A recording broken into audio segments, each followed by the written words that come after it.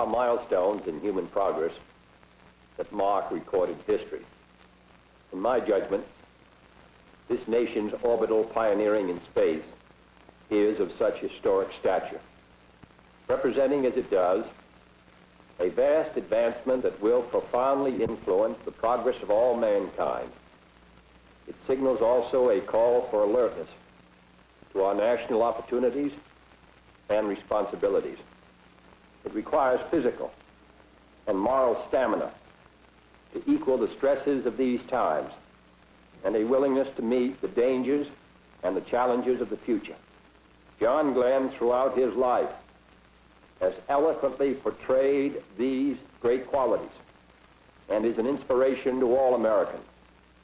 This film, in paying tribute to John Glenn, also pays tribute to the best in American life.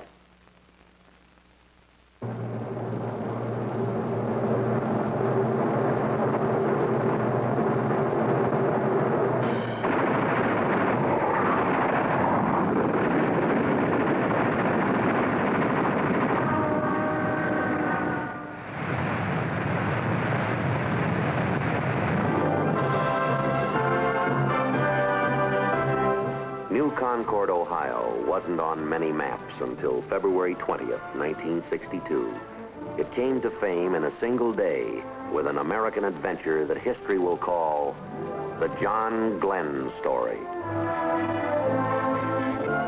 Fashioned in the American image, this pleasant little city typifies a nation's ideal way of life. A man might make a good life here in the circle of family and friends. And a boy might let his imagination soar.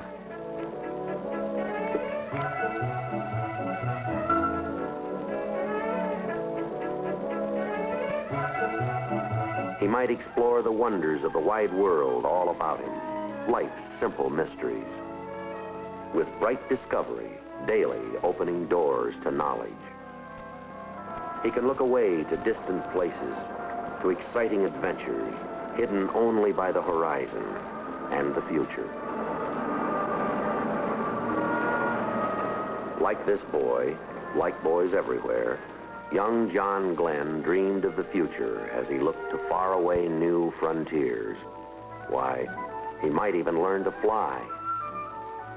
This town and these people, they knew John Glenn as a schoolboy, as a teenager, and as a neighbor. Like Mayor Taylor, they followed his career as he blazed a trail across the high sky. I watched John Glenn grow up from a freckled-faced, red-headed lad into the man you all know today. John's youth and his life today are an example for all Americans to follow. New Concord High. Like these youngsters, John attended school here. His principal and teacher was Harford Steele.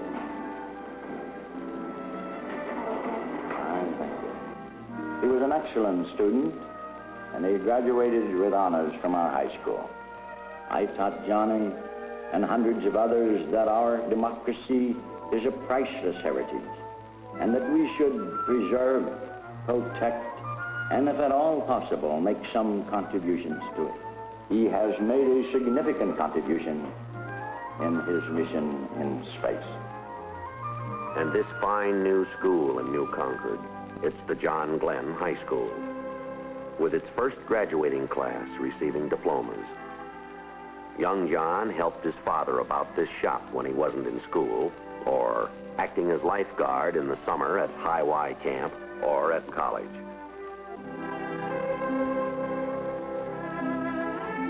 John went on to college at Muskingum, right in New Concord. The high regard of the college is expressed by its president, Dr. Glenn McConaughey. John's conquest of space has captured the hearts and the imagination of all Americans. So have his superb qualities of leadership, moral and physical strength, and emotional stability. John found time for athletics, winning 4 high school letters.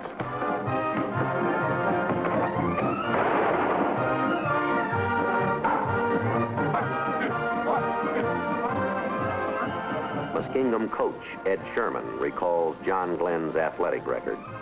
John played football right here on this field. He was captain of his high school team and played center for the college. He has proven the value of teamwork both as an athlete and later as an astronaut. Just like these boys, John took an active part in our physical fitness program. He proved that a good mind and a good body always go together. Campus discussions are inspired by the first orbital flight of an American. I think that John Glenn, by his flight, has given us an opportunity to see that, well, we have a chance to do something for our nation, too. Maybe I'll even go somewhere sometime. We have the same opportunities that he had. Glenn proved by his flight that there are still many frontiers to be explored and conquered. And that just shows how very vital our education is if our future is to be go. Glenn always had a strong spiritual side, as Dr. Charles Moorhead recalls. John Glenn attended Sunday school and services at this church when he was a boy like Randy Bradley here. Let's attend services for a moment at John Glenn's church.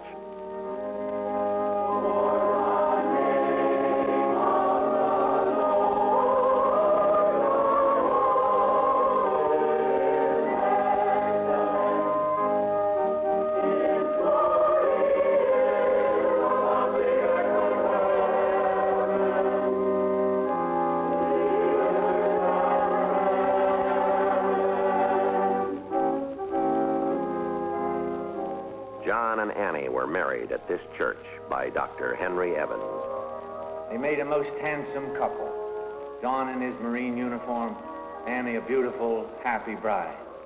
They both recognized the importance of the spiritual things of life as well as the mental and physical. The trial is also great for those who wait, as recalled by Annie's parents, Homer and Margaret Castor. Johnny's orbital flight was a real test of courage for Annie, too. She was a very brave girl. Annie had complete faith in the space program, just as she had confidence in everything Johnny set out to do. This house was home for John Glenn. John Glenn Sr. and Mrs. Clara Glenn are gratefully proud of their son's accomplishments. John was fully prepared for his orbital flight, as were the other astronauts and the entire team. In a way, John has been preparing all his life for his venture into space. As a small boy, his idea of a holiday was a visit to the airport. And when he grew up, it was no surprise to us when he decided to learn to fly. Flight commanded young John's major interest. He had to learn to fly. World War II interrupted college. He received his first flying lessons from pilot Harry Clever.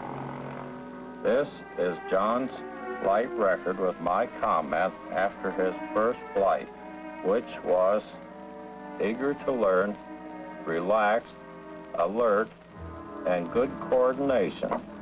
He certainly has retained these flight qualities right into outer space.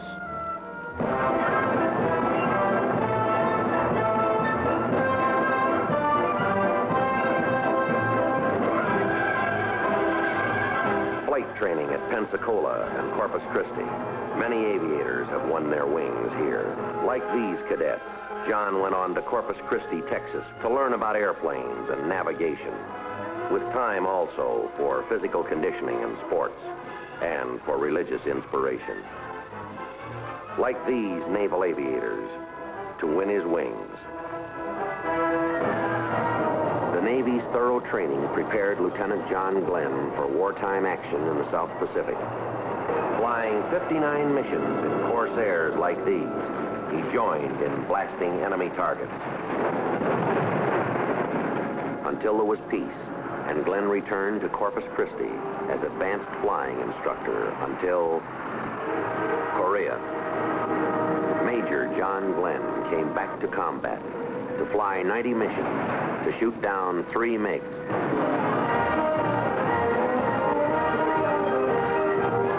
Following Korea, John Glenn came home to flight test the supersonic F-8U Crusader, to flash across the nation, California to New York, setting a supersonic speed record of 3 hours and 23 minutes.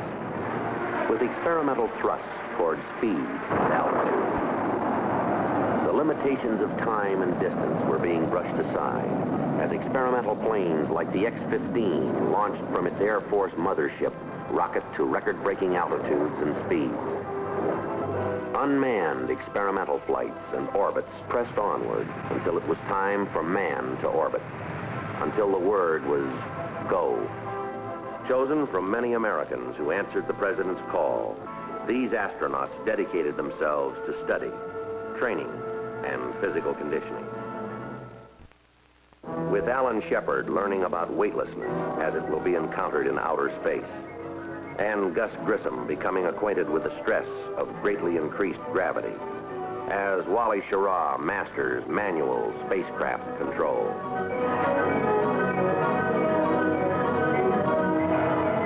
3 years of engineering skill and scientific experimentation have gone into this historic Atlas launching.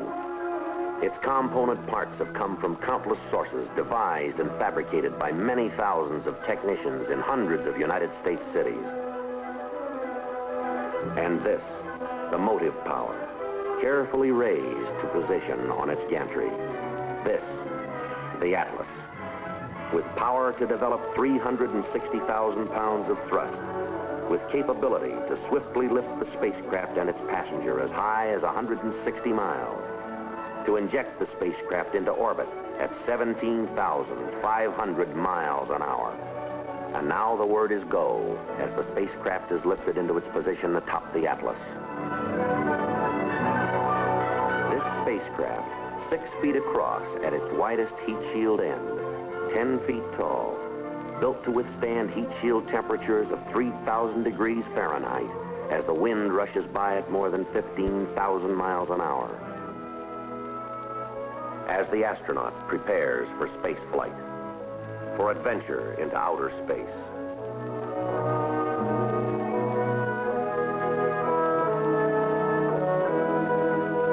Mercury control waits and watches, with the Atlas standing ready to throb into life.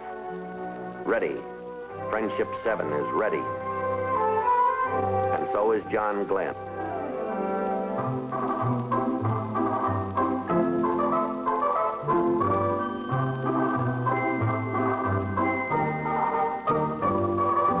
At the gantry, elevators lift Glenn to the 11th level, the spacecraft level.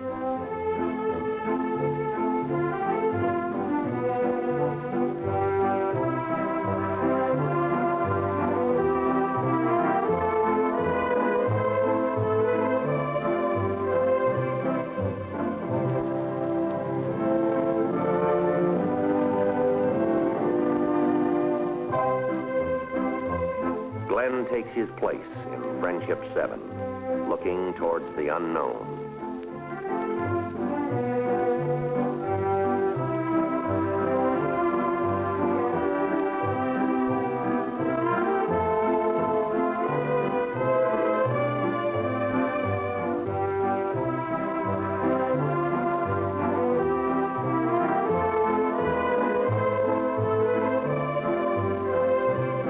Ready. Mercury Atlas is ready, and so is the astronaut.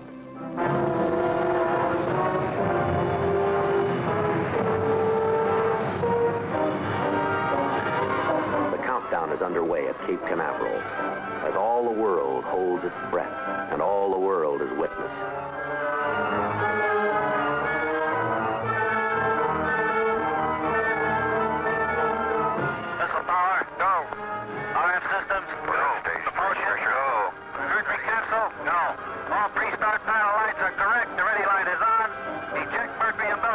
Godspeed, John Glenn.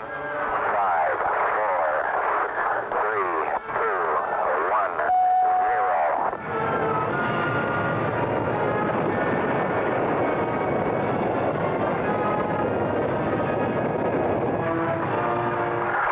Roger, the clock is operating. We're underway. Feel loud and clear. Roger, we're programming and roll okay. A little bumpy along about here. Stand by for 20 seconds. Roger. 2, 1, mark. Roger, backup clock is started.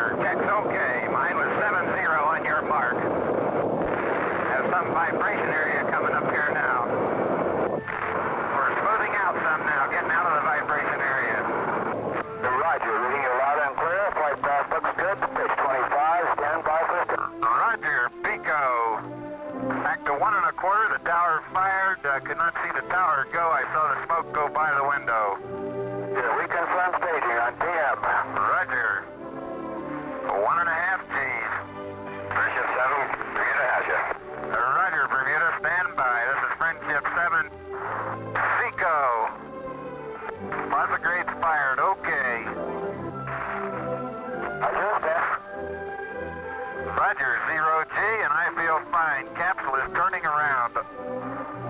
Oh, that view is tremendous. Roger, turnaround has started. Roger, capsule turning around, and I could see the booster during turnaround just a couple of 100 yards behind me. It was beautiful. The word is go, and John Glenn is go, and with him go all of mankind's dreams of someday touching the unattainable stars. Under a tropic sun, the tracking ship Rosenot waits and follows his course as he flashes towards the coast of Africa. To John Glenn belongs an awesome panorama of the earth below. Beyond human sight, Friendship 7 makes a slow boat out of the sun as the spacecraft girdles the earth every 90 minutes.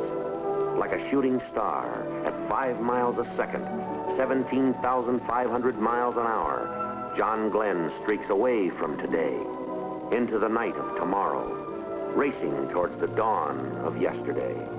As Glenn sights the lights of Perth and Rockingham, as he flashes over Australia, across the Pacific, to contact waiting ground stations at Guaymas, Mexico.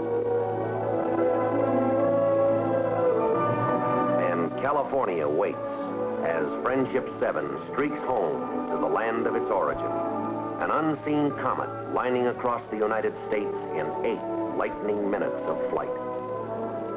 Completing 3 history-making circuits of the globe, John Glenn fires retro rockets to slow the spacecraft, to direct it back to Earth.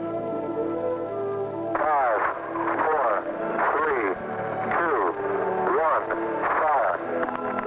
Roger. Retros are firing. Yeah, baby. Are they ever? It feels like I'm going back toward Hawaii.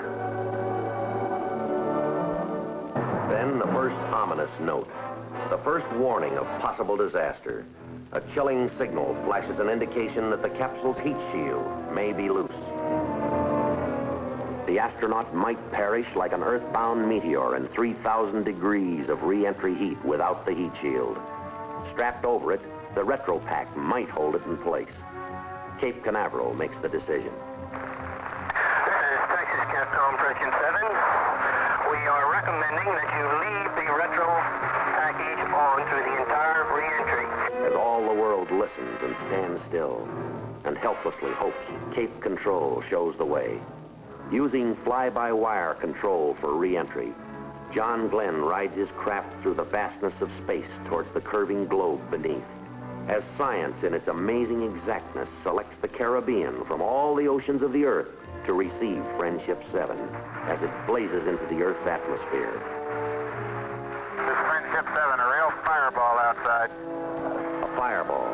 The fiberglass surface of the heat shield is starting to oblate, to melt and vaporize as a glowing electrically charged wake streams back to block off communication as the Earth's atmosphere slows the capsule's descent.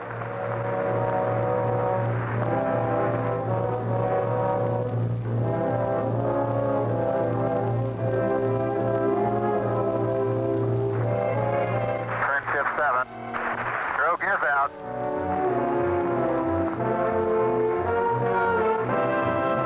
Coming down on 10, snorkels are open. Main chute is on green. Chute is out in reef condition at 10,800 feet and beautiful chute. Chute looks good.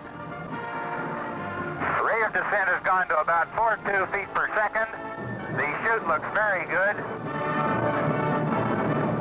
Hello, Mercury Recovery. This is Friendship 7. Do you receive? Friendship 7, this is Steelhead.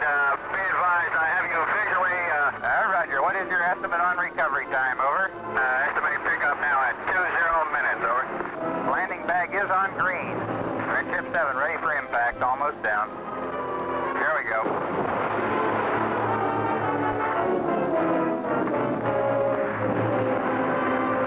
Friendship 7, this is Steelhead. Hold you in the water. What is your condition? Over. Roger. My condition okay. Does the capsule look like it's okay? Over. The capsule looks good from here. Over. Home to Earth comes the Voyager. Transported now to the aircraft carrier Randolph. In 4 hours and 56 minutes, John Glenn has streaked through 3 days and 3 nights and over 81,000 miles. Never a journey so far.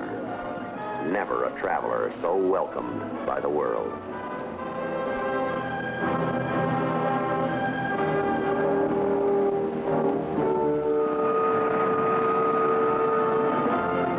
So brief a journey in time.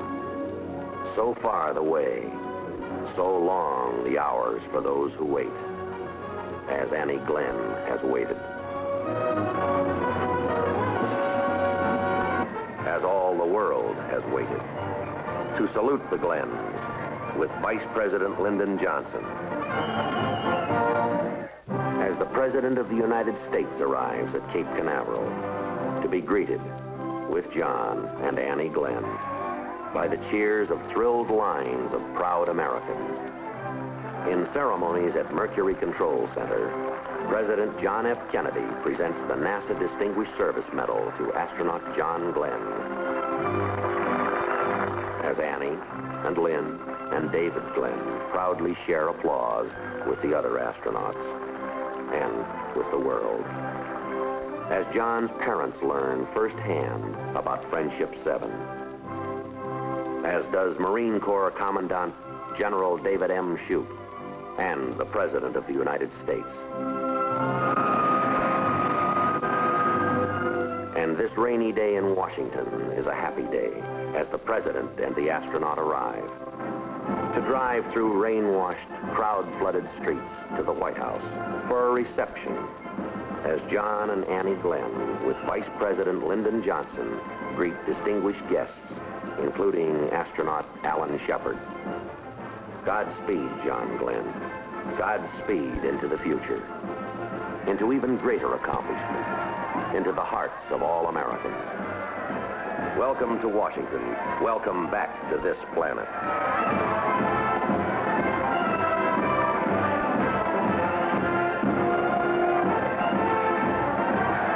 From the nation's capital to the towers of Manhattan, to the ticker tape parade of New York, cheering crowds roar a mighty welcome, shared by all Americans, by free people everywhere.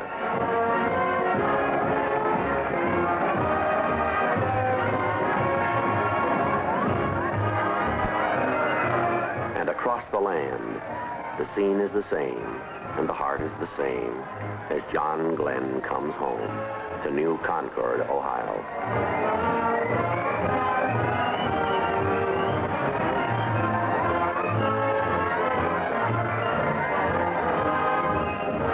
At the Capitol, there's an introduction by the Speaker of the House, the Honorable John McCormick.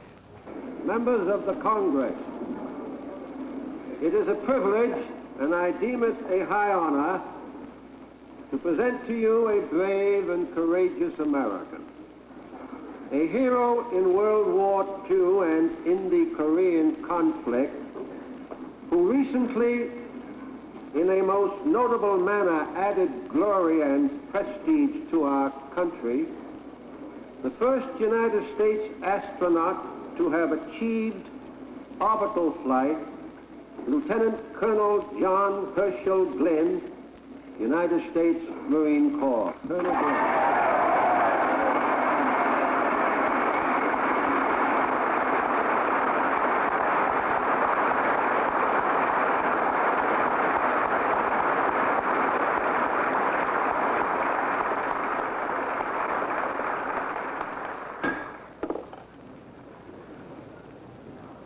Mr. Speaker, Mr. President, members of the Congress,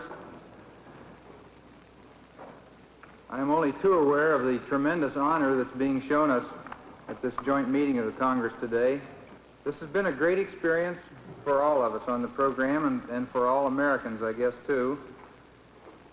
And I'm certainly glad to see that pride in our country and its accomplishments are not a thing of the past.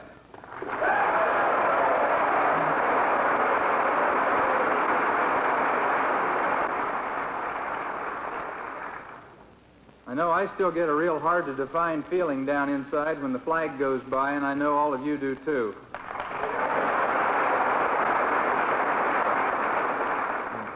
The The launch itself was conducted openly and with the news media representatives from around the world in attendance.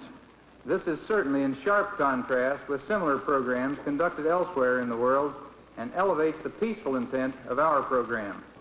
Today, I know that I seem to be standing alone on this great platform, just as I seem to be alone in the cockpit of the Friendship 7 spacecraft. But I'm not.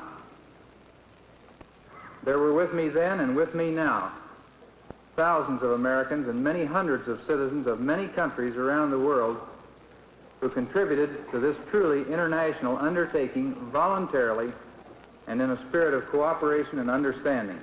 We are all proud to have been privileged to be part of this effort, to represent our country as we have. As our knowledge of this universe in which we live increases, may God grant us the wisdom and guidance to use it wisely. Thank you, friends. And crown thy good with brotherhood, from sea to shining sea. In the pattern of all our free American traditions, John Glenn's trailblazing venture into space has shown the way for human progress, for brotherhood around the world. His story speaks of people and places and industry, of the greatness that is America. It sings of the unselfish aims of a nation striving constantly for peace, directing all its power and persuasion toward the preservation of freedom. In its majesty and magnificence, this is the land.